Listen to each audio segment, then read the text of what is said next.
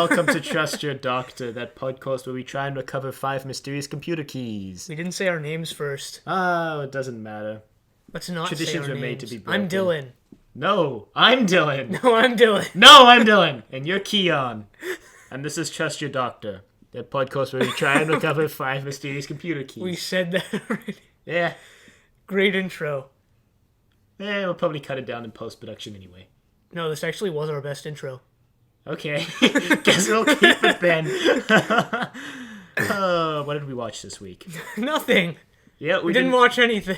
Spoilers. No, we actually watched the Keys of Marinus TV story. The 5th story of the 1st season of Doctor Who. The 2nd to be written by Terry Nation. I'm reading off the wiki. Yeah, I can tell. I'm looking at the same computer screen you are. Okay, I liked this serial. Yeah, I enjoyed it too. It's pretty fun. Better than Marco Polo? If it had Tigana, yes. If it had Tigana, best serial ever. Better than the Daleks, would you Yeah. say? Yeah? Probably the best serial so The far. last 2 episodes, yes. Definitely. There were... I think the episodes without the Doctor were pretty boring. Yeah. Just didn't have... Whether that was because he wasn't in them or not remains to be seen. Probably In was. this podcast, in the next hour.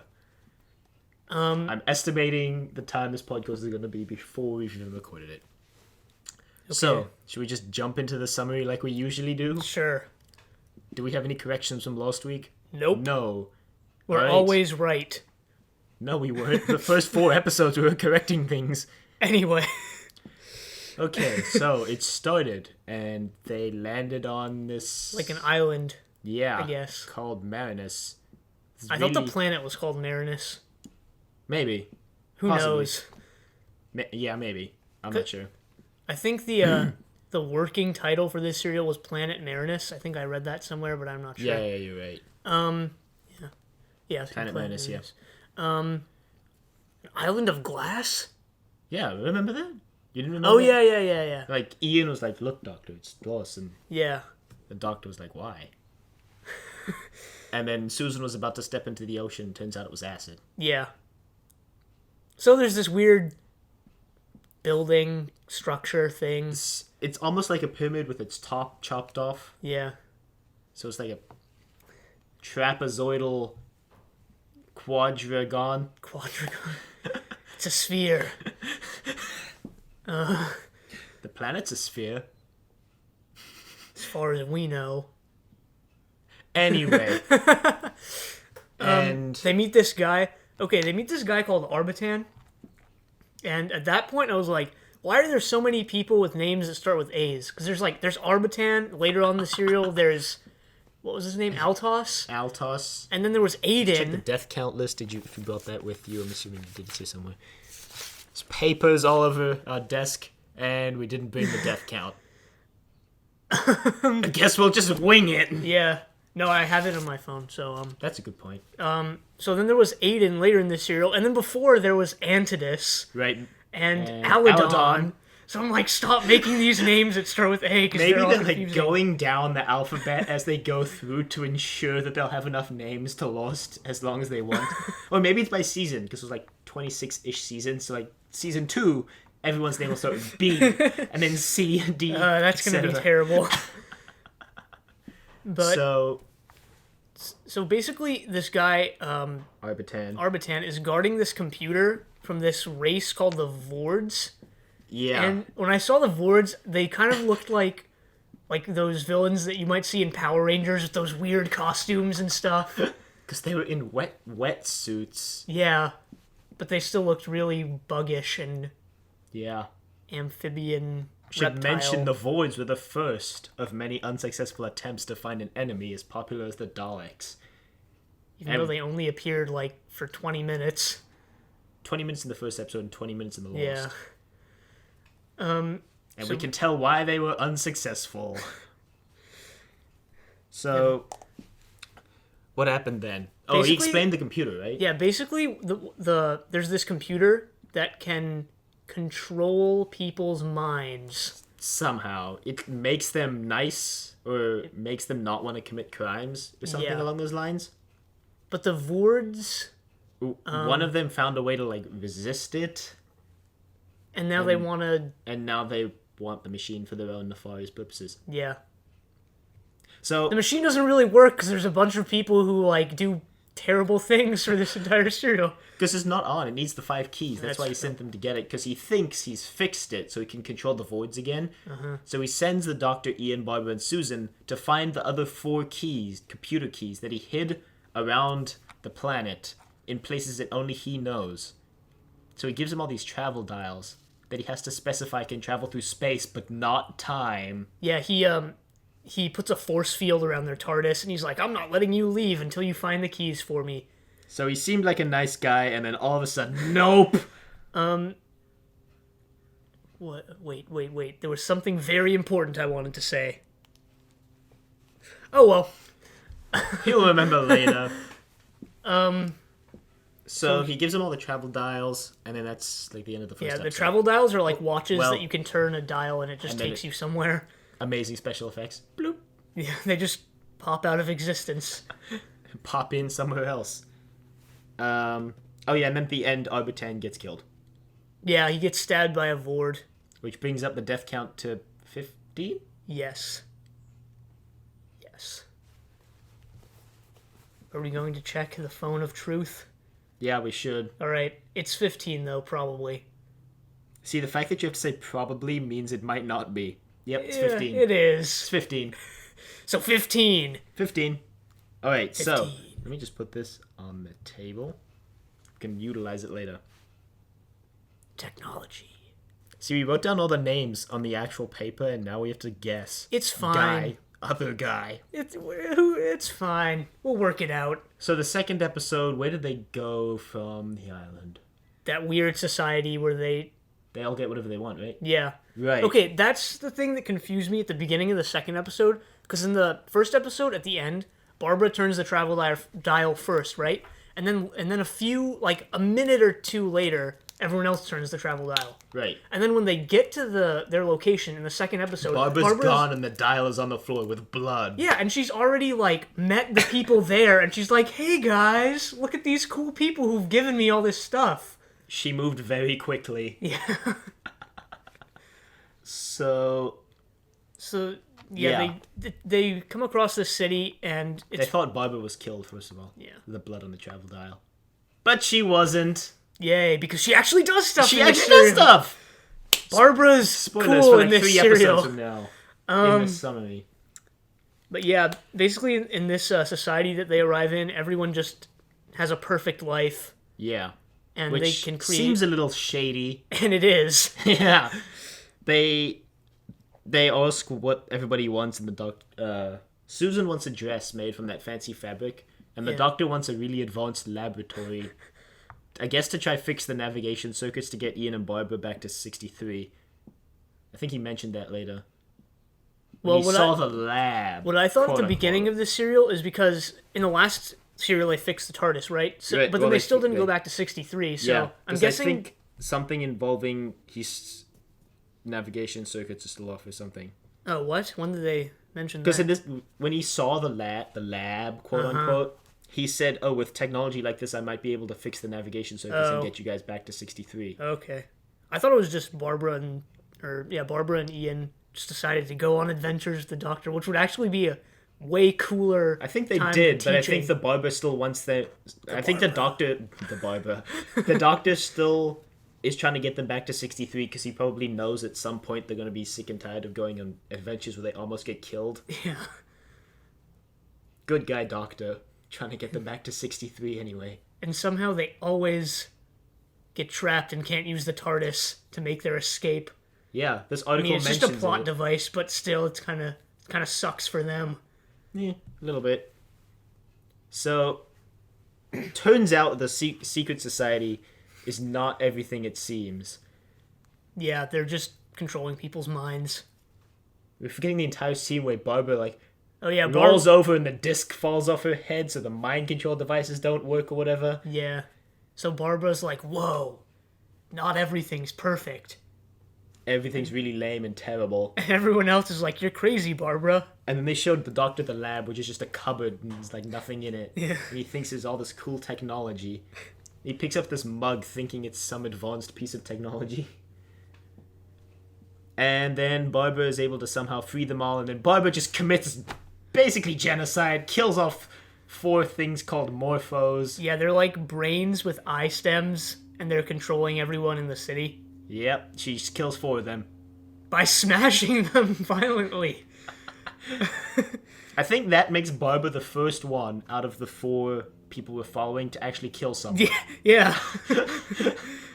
Yeah, and still the only. So Barbara went from doing nothing to becoming a violent murderer.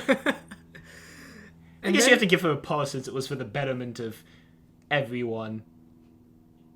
She saved Ian, the doctor, and Susan. She didn't have to do it so violently. Maybe it's some repressed urge. Oh yeah, Barbara also met Sabitha, who was what's his face? Arbitan's daughter, right? Who he sent first and didn't come back, so that's why he sent the doctor and friends to go find the keys. Because he sent all of his other followers. Yeah. And he'd run out, and then magically the doctor shows up. So he sent his daughter Sabitha and like his disciple Altos, and Barbara found them because they were in the city with their minds being controlled. So they joined our team, the Intrepid Adventurers, and they find one of the keys there. So now they have 1 of the 4 they need to get. Well, 2 because 2 because Arbitan has 1. But... Yeah, so they need to find 3 more after this. And then, what's his name? Altos. Yeah, Altos says he was with someone who went ahead to the 4th key. Yeah, that was Eprim. Eprim. Hang on, I can Eprit? just scroll down. Yeah, Eprim. And so the doctor decides he's going to adopt that plan and go ahead to where the 4th key is already. They split up. Never a good plan. Oh, it gets better. They split up more. Yeah. So the doctor decides to go ahead, and the real life reason is because William Hartnell needed a vacation. Yeah, he needed to work on not stumbling over his lines like he keeps doing. Everyone stumbled over their lines in the serial. That's true. It's a lot more noticeable in this serial, mainly because it's more than just William Hartnell. Yeah, it's more than just Mr. Doctor. So it got really bad in some places where... Did you notice the part where, like, the doctor just says half of his line, realizes he said the wrong thing, and goes back and says it all over again? Yes. I don't remember when that was, but yeah. So the doctor says... So the rest of them go to they go to the next place, which is a jungle. So basically the doctor is going after the 4th key, and everyone else is going after the 3rd. No. The 2nd. 2nd. If we exclude Arbitan's key. Which we are, because it's more confusing if you don't. So they're going to key 2, Doctor skipping ahead to 4. So, the jungle. They further subdivide. So the next 2 episodes are, like, set in a jungle and an ice area. And they were pretty boring, to be honest. Like, the 2 episodes without the Doctor. A little bit. Maybe because it didn't have the Doctor. Maybe. Although Barbara started doing stuff. She started doing stuff in the last episode, but she did more, which I kind of liked. Yeah. It's like a 2-sided coin, because she does get herself captured. Yeah. And basically... She does do some usual Barbara antics, but then she does other stuff. She thinks she found the key, but it's a fake key. Well, first they subdivide. They leave Barbara and Susan, then Ian goes with I'm just going to call him Antidus. No, it's Altos. Altos. And Sabitha. They go searching for a way into, like, this building? It's like a temple or something. I thought it was a city at first. Guess they didn't make that clear. It was an Indiana Jones-style temple. Yeah. Even though this came first. And there's, like, this vine that's going up Susan's leg. And Barbara kills the vine. Which we're not counting the death count, it was just a vine. But Barbara committing some more murder. Yeah. So she finds what she thinks is the key. She grabs it and it's a trap. So the idol turns around. She goes, yeah. Yeah, she takes an idol off a pedestal. Never a good idea. Never a good idea. If Indiana Jones has taught us anything, it's even if you try fake out the trap, it doesn't work. Yeah. And she gets captured. And they all come to her rescue. Well, Ian does. No, there's this whole thing where they think maybe Barbara inside has turned her travel dial, because if it was the key, maybe she's turned her travel dial to go ahead. So they split up again. Yeah. Ian stays behind to go try get in, see if Barbara's okay. And then Susan, Altos, and Sabitha go ahead to the next location. Not a good idea. No, As you'll not a see good in the idea. next episode. So it turns out that was a fake key. But then there's this guy, his name's Darius. There, who's been defending the so key. they enter the temple to try and find the real key. And there's traps all over the place. All over the place. Both Ian and Sue Barbara and saves Ian's life. Oh, yeah, she does. That's the part where I was like, good job, Barbara. Yes, good job. Barbara. The statue's about to kill Ian, then Barbara saves him. Good scene. But then Barbara gets trapped by a net, and Ian gets trapped behind some bars. Yep.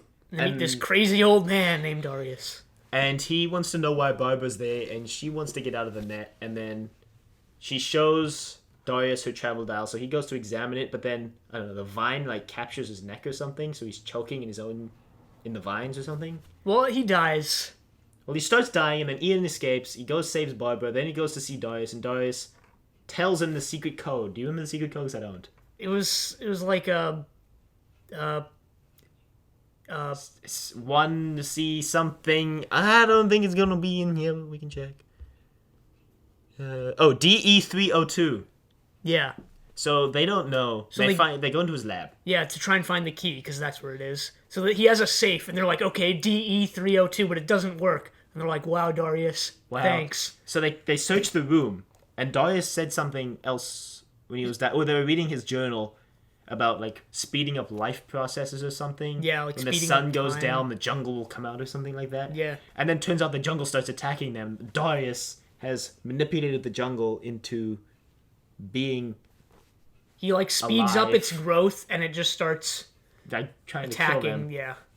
And then they figure out it's a lab, so the DE302 must be a chemical formula. So they check the jar with DE302. Which confused me. There's no element with DE as its symbol. They're on another planet. So... They could have at least made it believable. I guess. H2O, no. But the key is in the jar, so they have it, and they quickly turn their travel dials. Which brings us to episode... Something. 4. Where the generic snow... ice region. Yeah. This was the least exciting episode. But it had the highest viewership. Yeah, it's terrible. Probably why it dropped off in the last 2 episodes. Yeah, because this episode was so boring. Yeah.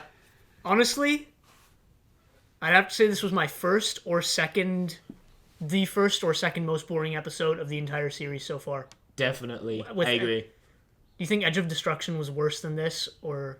Well, at least Edge of Destruction, there was, like, an actual threat somewhat. Well, I don't know. Vassor was kind of a threat.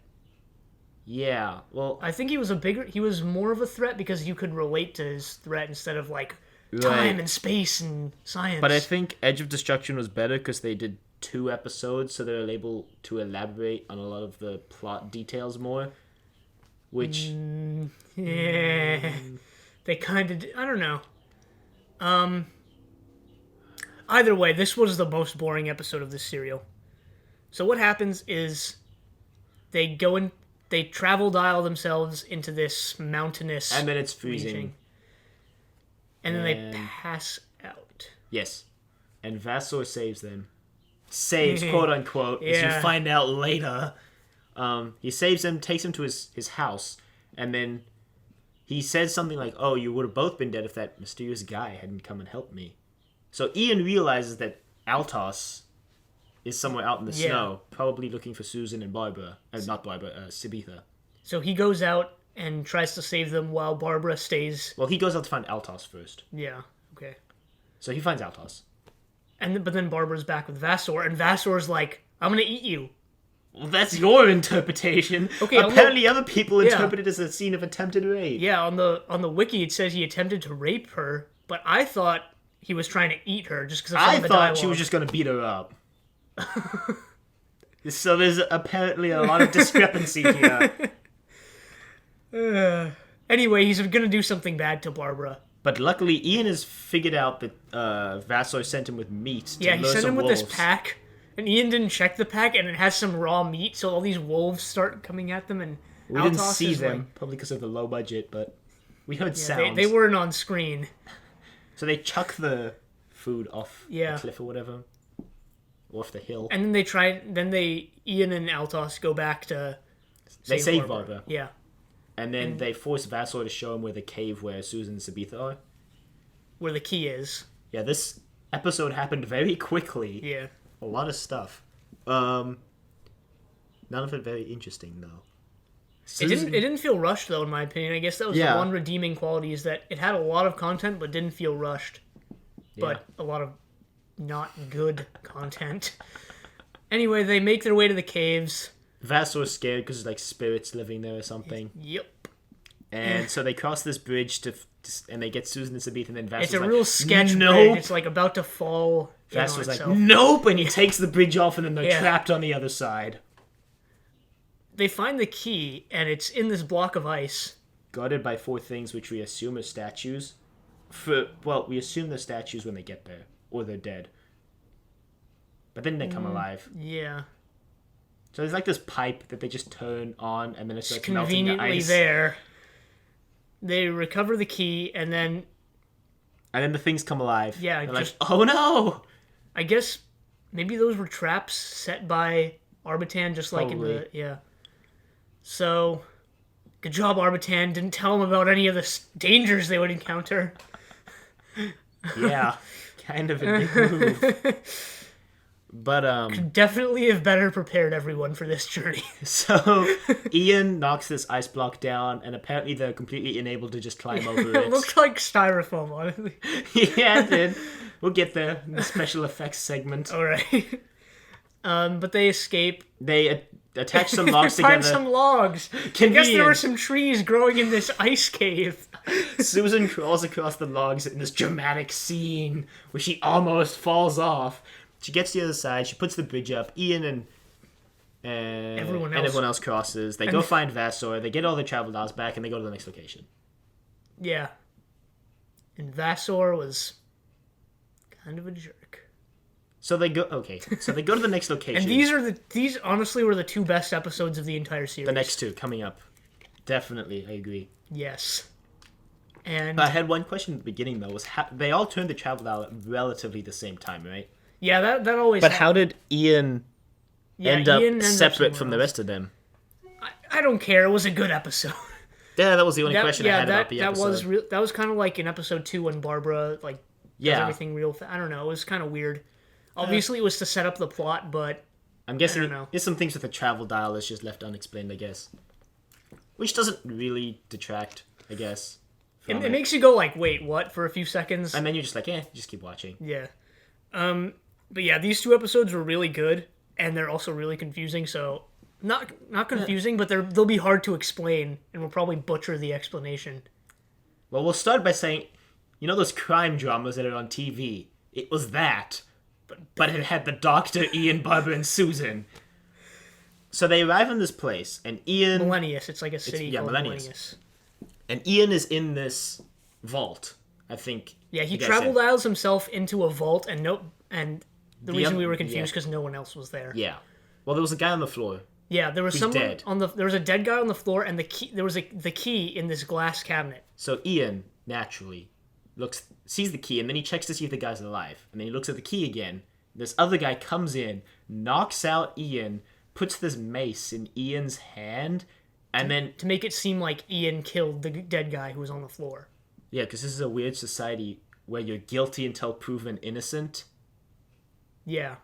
So then Ian that was kind of like that was the end, essentially, of the previous episode. And that's Yeah. also how the next episode started. So then when Ian wakes up, or Ian's woken up, and he gets discovered by these guards. There's just one there. He's the guy It who was ends up dying. Aiden? Spoilers, he dies. Okay. Aiden? I'm going to say Aiden. Oh, yeah. We forgot to mention His name is Edwin. one of the knights died, so that brings up the death count. Because forget who killed that knight, but one of the knights from the previous episode died. Oh, yeah, he fell into... He they fell took the into bridge down when he was yeah. crossing. So yeah, anyway, back to this Also, episode. we presume Vassar died. we added it to the death count, but we didn't see him die on screen. Because all the knights were at the door, and that's why they all travel dialed away. And we assumed that they ended up just killing Vassor. No, I thought he like fell down and Ian was like, he's dead or something. Oh, right. Yeah, he just collapsed and he was like, oh, he's dead. Yeah. He's dead. Travel dial. He's dead. Leave a dead man. Find a dead man. Yeah, basically. Okay, so anyway. Aiden starts questioning Ian about the location Yeah, of the because key. obviously they think he killed The guy. the guy who died. Eprin. Yeah, Eprin. Yeah, the guy who died, Eprin, was Altos' Altos's friend. buddy, who went on to find the key. Like the doctor did. Yeah, the doctor's nowhere to be seen. So is he dead? No, He's he's not. So they tell Ian he has to prove beyond a shadow of a doubt that he's innocent, and he can choose anyone to represent him at the trial. And he's like, I know, I'll get that crazy old man I've been adventuring with. The doctor! I hope he's still in the city. Yeah, they have no idea where the doctor is, and like, So Ian's like in jail? I guess Ian's held for a couple of days because no one can find the doctor. And then the doctor shows up and he's like, looks like this is a job for me. Not exactly. Definitely the best entrance in the entire series, though. Ian's talking to Barbara and Susan's like, has anyone seen the doctor? And the doctor comes in and like, this is a good case, or something like that. I've been reading up on Millennius law while I've been here, ever since I heard Eprin was dead. So the doctor ends up defending Ian in court. And there's no... Brilliant lawyer. Brilliant lawyer. There's not really He starts off by asking for 2 days extension so he can find evidence and question witnesses. Just like NCIS or CSI or whatever crime show you watch. Yeah! No. No, now we have to find like some silly pun to make. Why? So we can do the yeah! Oh. Yeah, it'll come to us later. Yeah, it will. I'm not going to spend time thinking of a pun right now. So, the doctor asks for a 2-day extension to find evidence, question witnesses. And apparently there was no jury. It was just those 3 magistrate dudes with the cool hats. very sketchy legal system. There's basically no way to prove you're innocent. I mean, like, basically. The doctor did it. Yeah, I find that whenever there's a court case or just in, like, not crime drama shows, but, like, courtroom shows, whoever's the most extravagant in court wins. Yeah. The doctor definitely Time does. to kill. Yeah. To kill a mockingbird. Yep. And the doctor definitely proves this true later on. But anyway, they go into the court, and the doctor's like, we need 2 more days. And they're like, all right. And based on how untrusting their whole legal system is, like guilty until proven innocent, I'm surprised they trust these outsiders so readily. But anyway, they go back to the scene of the crime. The doctor, Sherlock Holmes. Yeah. And Susan and Barbara are there, and he looks around and he goes, I figured it out. I know everything I need to. Some real Sherlock Holmes level. So they figure that the guard... What did they determine? The guard was the only one who could have done I think stuff. the doctor didn't say anything except that he knew where the key was, and he needed Susan and Barbara to go talk to Aiden and his wife. So they did that. They do. And they're asking him, and Aiden is pretty suspicious of him. He tells them not to like flat out say that we think you killed Eprin, but then they do. Which I guess throws a wrench into it, but they figure it out in the end. Yeah.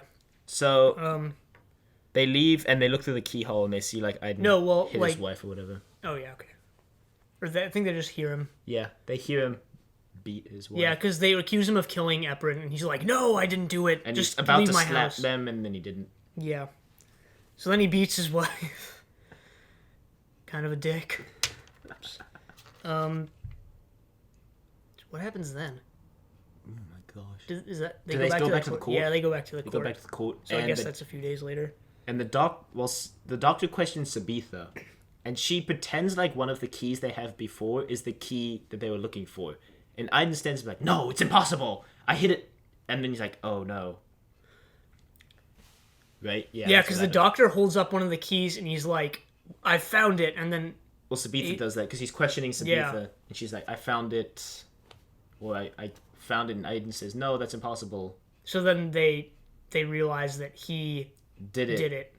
So Well, then that he has the key, and that Aiden says... Or that he knows where the key is, at least. Yeah. And then as Aiden's trying to escape, someone shoots him. There was that was kind of a weird part, because there was that weird flash of light, and then Aiden was dead. Aiden? I don't know how to say it. It was Aiden. Aiden, he dies. I guess you can just assume he was shot or just killed by some sort of weapon. Shot. Well, I don't know. Whatever. But that's... their legal system gets even weirder, because even though he was clearly, like... Maybe he didn't do it... Maybe he didn't commit the murder, but he was at least part of the crime. Like, you can tell he was... well, they said that. Because Aiden's lost words with, they made me do it. So the magistrates thought maybe that they was Dr. Ian Barber Susan. Yeah. So that's why they kept Ian. They said he might have been the accomplice. And they were still going to sentence him to death. Yeah. It's the title of the episode, Sentence of Death. Because apparently they use the death penalty there. So then... So the doctor's not allowed any more extensions. Unfortunately. And is the next scene the one where they get the call from Susan? Yeah. Yeah. So Susan's nowhere to be found. And the doctor isn't there the either. Doctor's Ian's thinking about the case. And obviously Ian is being held. Ian's in this chamber where there's this clock on the wall that only has 4 points, and... Oh yeah, there was that funny scene where he asked the guard in his chamber a question, and the guard just, like, shakes his head. So it's like, hey, maybe he forgot his line. And he was just like... But his line would have just been no. It could have been, no, I'm not going to let you do that. Or something a little bit more... No, like an elaboration of no. But, like, he just shook his head. It was kind of awkward. But anyway, they get this... So Barbara, Altos, and Sabitha get this call from Susan saying that she's being held and she's about to be killed. So they're like, oh, that must be and then that's like the end of the episode. Who committed the crime. So they don't know what to do. So they go and talk to Kala, Aiden's wife. Whatever her name was Kala, I think. They talk to her, and she says something, no, I've never heard of him. And then she starts fake crying. Yeah, she gets all sad. I knew she was in on it. Yeah. Every crime show ever, if the wife starts crying, she's in on it. It's probably a TV trope. Yeah. So they're like, oh, we're sorry for your loss, because she just wants to be left alone because Aiden just died. And then once they leave, she's like, haha, suckers. And she goes into this back room where she has Susan tied up. And then Barbara Sherlock Holmes level. Yeah. She realizes she never told what's her name that Susan called, even though the wife. Yeah, Kala knew. She's like, oh, you must be so worried about Susan or something like that. Right. But Barbara never told her she'd called, so they rushed back. And they sneak up on Kala and take her by surprise and save Susan. Take her down. And then the legal system fails again, sort of, because Kala says that Ian was the one who killed. Yeah. Because they go back to the court and they're like, Kala has name-called everyone who was working with her, and his name is Ian Chesterton. And they're like, oh, crap. Dang it. But the doctor has figured it out all of a sudden, again. Yeah. Well, in the end, he claims he knew this all along. But did he really? Did he? Well, he did figure it out eventually. You have to give him credit for that. He makes the two guard policemen... Well, there's a scene where for some reason, it's like zooming in on the mace that they're putting in the cupboard, and I was really confused as to why they were doing that, which is explained in the next scene. Yeah. And, so, they wait till nighttime. Because the other accomplice is going to go pick up the key. Yeah. Wait, how did they figure that out? I forgot. Well, the doctor said that he knew the key must never have left the vault, because everything was searched when it was leaving the vault. Except the mace. The murder weapon. Right. So the guy comes back, he opens the cupboard, takes out the mace, opens the mace, and the key is inside, and then the lights come on, and the guards are there. And they ambush him. And they arrest him. And the doctor's all proud of himself. And the key was in the mace, obviously. The doctor was like, yes, I knew what was going to happen. And it was the prosecutor was the co-conspirator. Yeah. So that frees Ian, and they're free to go. They give them the travel dials back, or... No, because remember those two guards sees them. In the end, these two guards see everyone use the travel dial, and they're like, "No one's gonna believe this. We can't tell anyone about this." Because we'll just write in the report that they left. Yeah. So they go back to the weird pyramid thing. Well, You look the like you have a question. travel dial in itself would be not complete proof, but it would definitely help their case as to how Ian just phased into the vault. I mean, that would really clear some stuff up. So yeah, so they go back to the island because they have all the keys now. Yeah, the next place in the travel dial is the island. The travel dial was programmed with the route to all the keys by Arbitan. Arbitan. See, it's confusing, It isn't is it? confusing. So they get back to the island, and little do they know, the Vords have taken over the temple. Yeah, there was. the computer This is. is another time where the travel dial separated them because we saw Sabitha and a Altos. separated because all of a sudden Altos was being interrogated by the Vords. Yeah, they Sabitha brought and in Altos Sabitha. got captured before everyone else. And It even separated them further because the doctor and the doctor. I think it was Susan. I think. Oh god, I don't remember. Anyway, it separates them into two groups, and they're sneaking around the temple, looking for each other, and they find each other. So that Yeah, because the doctor gave the key to Ian, so the doctor and Ian definitely went together. No, I think Ian went alone. did he? I don't even know. But he Whatever. gives the key to the Vords because he thinks Yeah, it's 'cause one one of the Vords- No. Arbitan. One of the Arbitan. Vords dresses up in Arbitan's robe, and he's like sitting hunched over in a chair, and he's like, "Welcome back, guys. Give me the key." And then like they try and walk up to him, and he's like, "No, I have a deadly disease. Stay away from me." And they're like, And he doesn't "Okay." recognize Sabitha, or he doesn't. Like, one of the ways Ian figures out it wasn't actually Arbitan was because he says, "Oh yeah, that's Sabitha girl. She's safe." When Sabitha's Arbitan's daughter, Yeah. and he like asks, "Oh, is that Altos guy a nice guy?" And Even Ian- though he was one of Yeah. Arbitan's disciples. Ian was like, "You should know." Well, he didn't say that. He just gave him the key. But then later he was like, "Wait, yeah, I there's gave- something wrong here." I gave him the fake key that we found from that idol that Barbara got. Pro Ian. Yeah, thinking ahead. But then it turns out when they put that key in, the whole thing's gonna blow up and kill them all. Yeah, which raised the question for me: if blowing up the machine, if you could destroy the machine by putting a fake key in, I know Arbitan wanted to use the machine again, but like, come on, if it can fall into enemy hands that quickly and easily, come on, just freaking destroy it. I mean, I don't know. That's what I would have done. I guess it was easier to defend the machine when he had disciples with him. Yeah. And he didn't send them all away looking for the keys. Why did he send the keys away in the first place instead of just keeping them and repairing the machine? Why did he send them away, repair the machine, then Plot go device. get the keys Plot back? Yeah, the island was the most secure place because the Vords stopped their attack for years for some reason. Probably because of the acid sea and the glass beach. Yeah. Yeah. So they basically- escape. Basically, All the Vords die. Yeah, Yartek, the The Vord Doctor has leader, officially dies. killed all the Daleks, as well as most of the Vords now. So now the death count is at 26, I think, but I'll double check that. Yep, 26.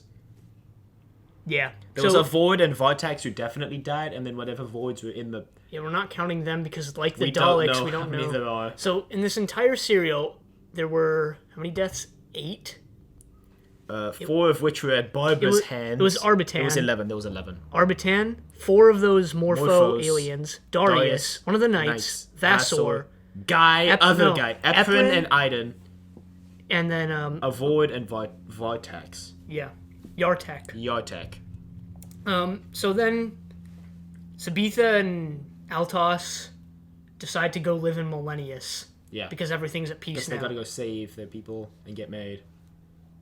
Sudden introduction of a love story again. Sabitha and Altos are in love. I thought maybe it was just... Maybe I just assumed this, but I thought it was kind of implied that they were like... I didn't see any implications anywhere. Yeah. I thought they were just like friends. Whatever though. And in the end, the TARDIS, they Goes away. Yeah, they time travel again. We didn't space travel. We didn't see them appear in their next location, which is a first. Yeah. Because usually the episodes end with them starting in the next location. And this one we didn't. what I thought was really weird was as the scene zoomed out as the TARDIS disappeared and like it zoomed out to the full shot of the island, there was this really evil sounding music playing, and I was like, why? Why does it sound so evil? So that concludes that serial. Yeah. Those last 2 episodes definitely my favorite so far. Yeah. Really enjoyed the Doctor specifically and Ian. I enjoyed And some Barbara throughout this entire serial. Maybe most Barbara mainly... finally did something. Yeah. Good job, Barbara. Yeah, go Barbara. Hope she goes back to... No, I mean, I hope she doesn't go...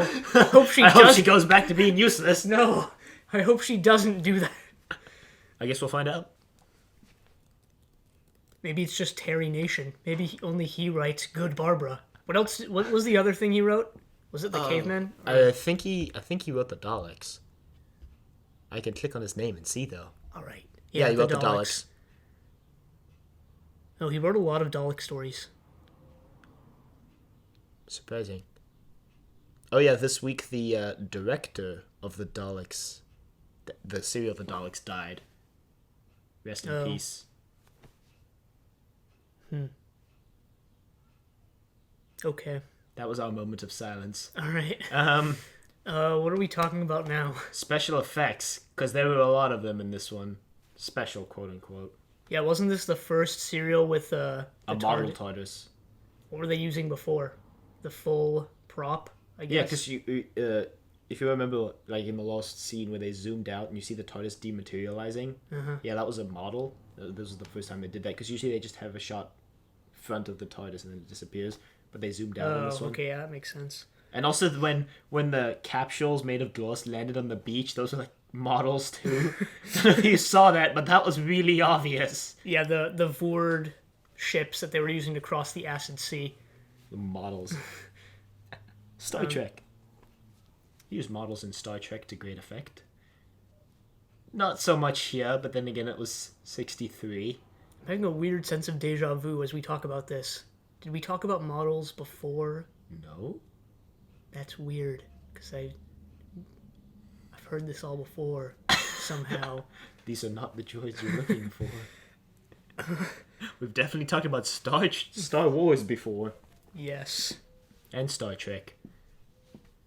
Have we talked about Star Wars? Yeah, you wanted to know Camino. Oh, yeah. So, other special effects. There was the ice block that looked suspiciously like styrofoam. Yeah. Oh, yeah, when the machine was blowing up, they did just invert the film and make it negative again. This serial, I guess, had the most locales of any of the serials. Well, it mentions here that it's the first of several quote-unquote traveling serials, which in every episode they're in a different location. With the exception of the first and final episodes, which took place in the same location. So yeah, I liked a lot of the sets. I mean, the jungle looked pretty good. Yeah. I guess. The frozen mountain is not really much you can do to make it look like a frozen mountain except make it white, so...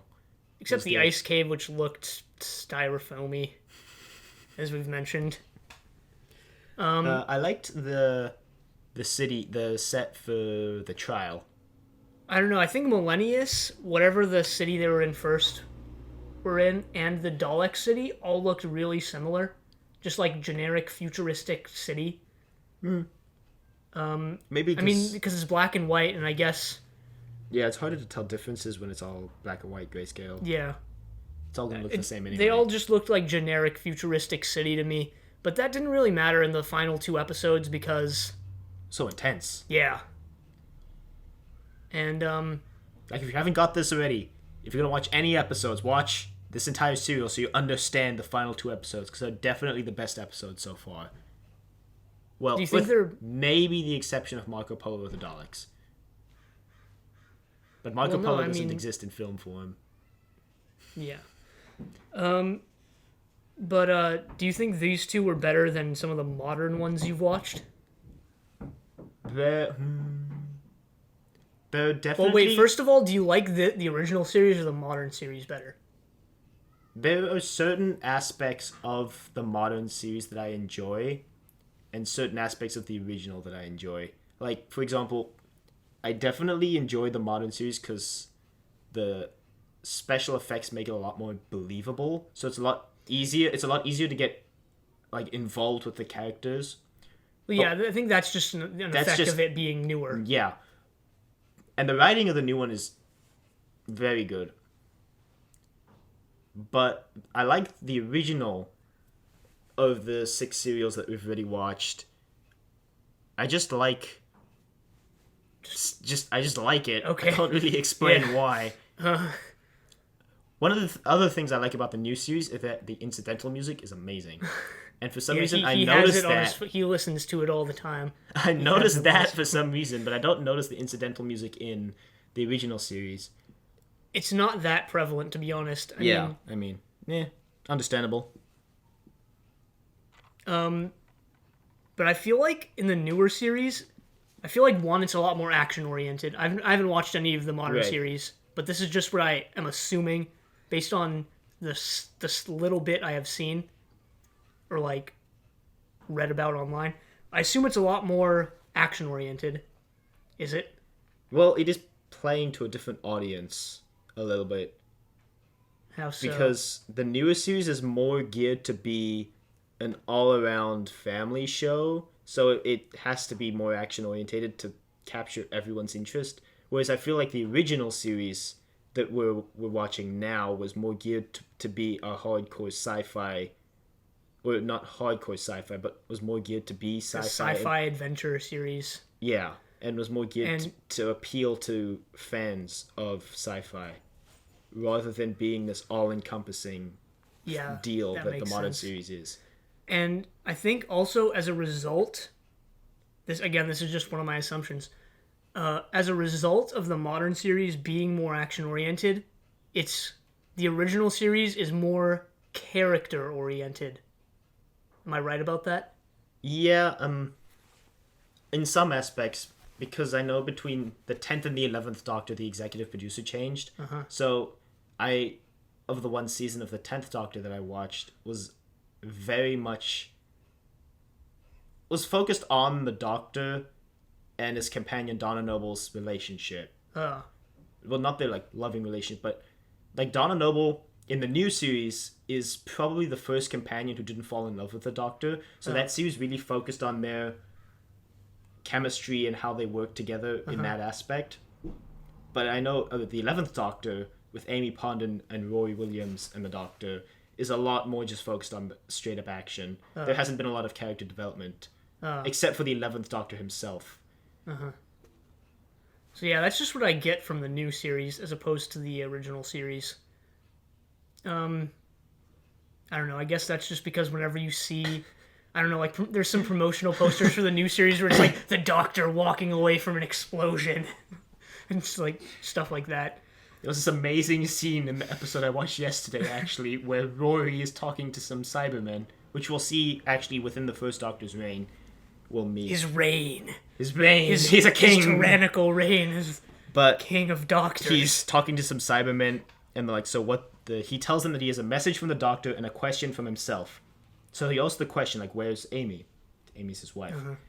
And they don't respond. So they say, what is the message from the Doctor? And Rory's standing by this window, and outside the window you see all the other Cybermen ships just blow up. And he says, should I repeat the question? Epic scene. Wow.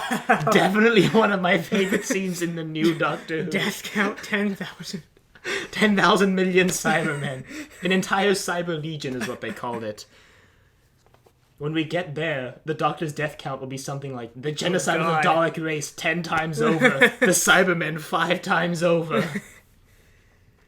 The funny thing is, actually, is that episode has River Song, another companion of the Doctor, telling the Doctor that the reason they're fighting a war against him specifically is he doesn't know it, but he's caused so much death that he himself is like one of the greatest warriors in the universe, even though he doesn't realize it. And she says straight up to him, this is what you are. All these people have died for you, this is what you are. You may not realize it, but this is what you are. Wow. Doctor's probably just like, dang. He was like, holy damn.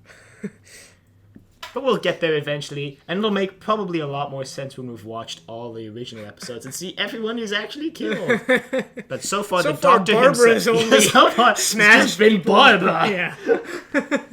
Watch at the end of the first Doctor, the death count will be like 15, 25 of them will be Barbara. Wait, has Barbara killed more people than Tagana? Let's check. No, because Barbara killed 4.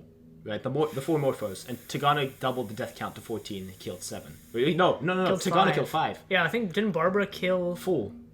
Wait, check again. I thought she killed or inadvertently caused someone else's death, didn't she? And she was the one who took down the bridge while the night was crossing. Okay, yeah. So she's almost Tagana level at this point in terms of. She's almost on the level of a Mongol warlord, is what we're saying. Yeah. OP Barbara.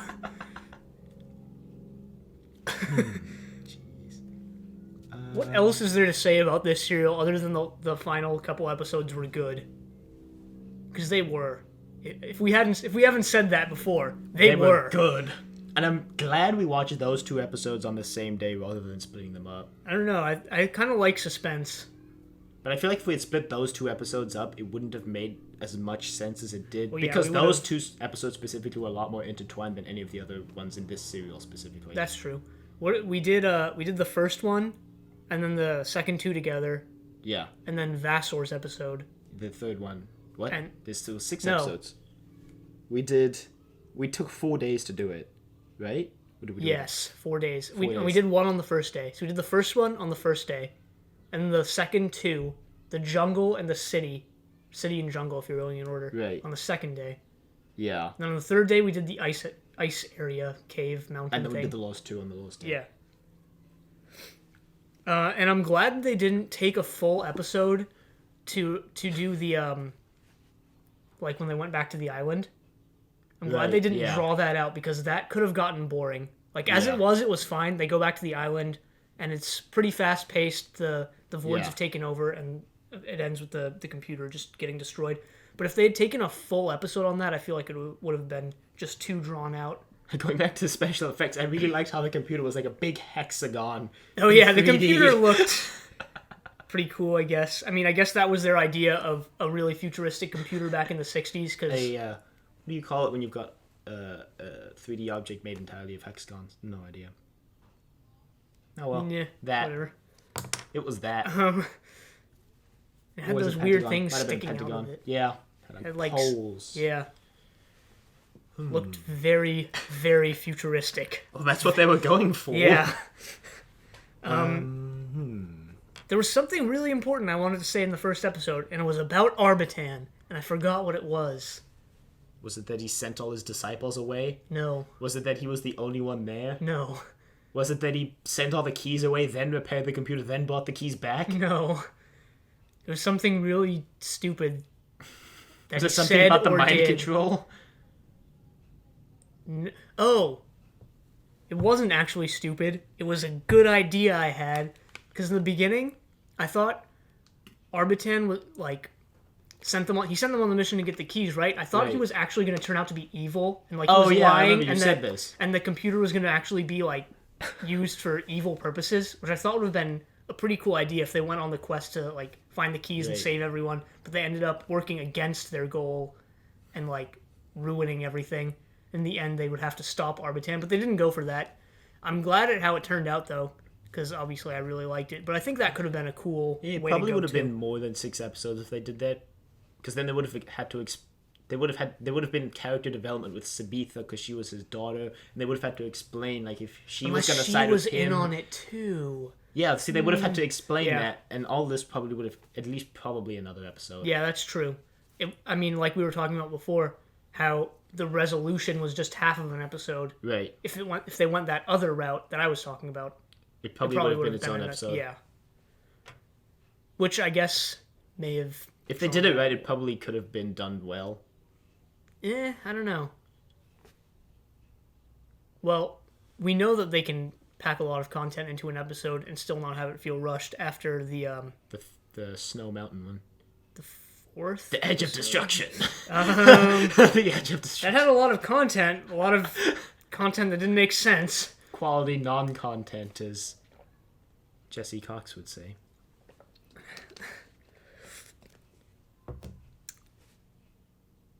think that is bringing us to the end of the episode. Yes, we're really grasping at straws for what to say here. Not really. I think we had some good discussions. Not as intense as last week's discussion about whether the You know what we Doctor should have done with last week's episode? We should have had everybody email in if they were with the Doctor or Marco Polo. Right, our 5 listeners email in. Hey, Okay. we'll do it this week. Just go back to that why lost time. Yeah, why not? Why not? We're time travelers. Oh, right, I forgot.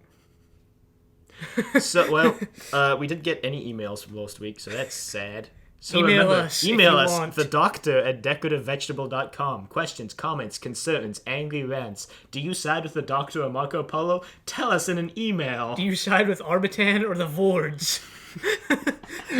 Do you like that Barbara's actually doing things now? Let us know. The answer better be yes. If it's not yes, we'll find you and yell at you. Like we We mentioned have in the our last TARDIS episode. ready to go come talk to you and stuff. We're recording this from inside the TARDIS. Yes, we are. The TARDIS is a sound room. Soundproofing all over the walls. Like a recording studio with a glass window. So email us. And next week, we are watching The Aztecs. The Aztecs. Another historical episode. That'll actually be interesting because I don't know. I like that civilization. I guess it sounds weird, but like they're an interesting civilization. They're Sacrifices. their pyramids and stuff, and their sun clock Yeah, the first calendar. the first thing. and second Doctor are known for the historical episodes. They kind of discontinued that after the second Doctor. Probably because they did it so much that they didn't really have much else to do with history of Earth, so they had to go into. No. There's this one, which is sci-fi about the Aztecs. I know the final serial of this season is The Reign of Terror, about the Reign of Terror in France. I don't know if you remember that happening. That was the thing. There's one called The Highlanders, about the Scottish Highlanders, and that's about all that I remember. I know there's a modern reboot series episode or serial, or I don't know how they do it, but Let's Kill Hitler. And that's actually the episode we'll be watching today, funnily enough. Oh.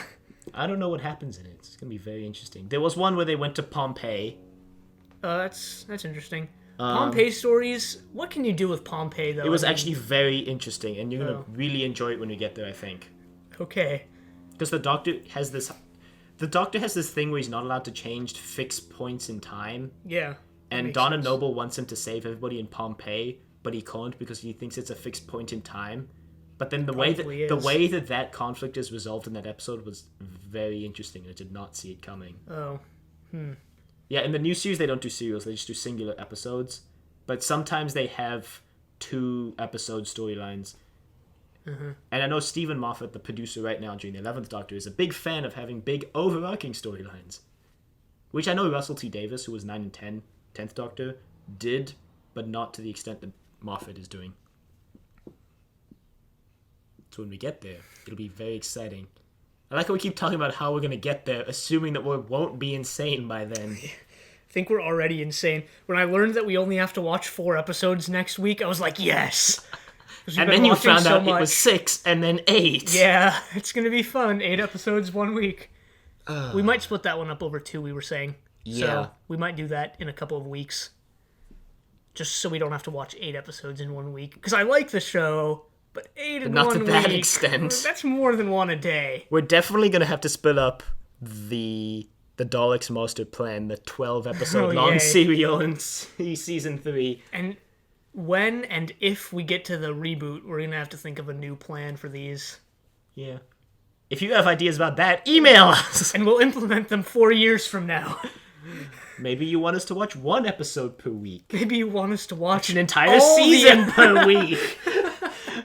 Maybe you think we should watch every episode ever next week and end the podcast because you think it's terrible. Tell us.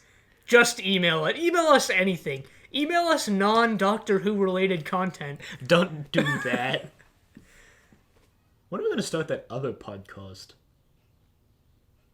It's our secret plan. other podcast. We'll call it Probably Project soon. Epsilon. Okay. Probably soon. I was actually thinking about that just today. Maybe in we the should coming implement weeks. that soon. Maybe in the coming weeks you'll see another podcast from us. But you might not. You never know. And the hint we're going to give you to try to figure out what it is 3. 3. And that's all. The end. 3 end.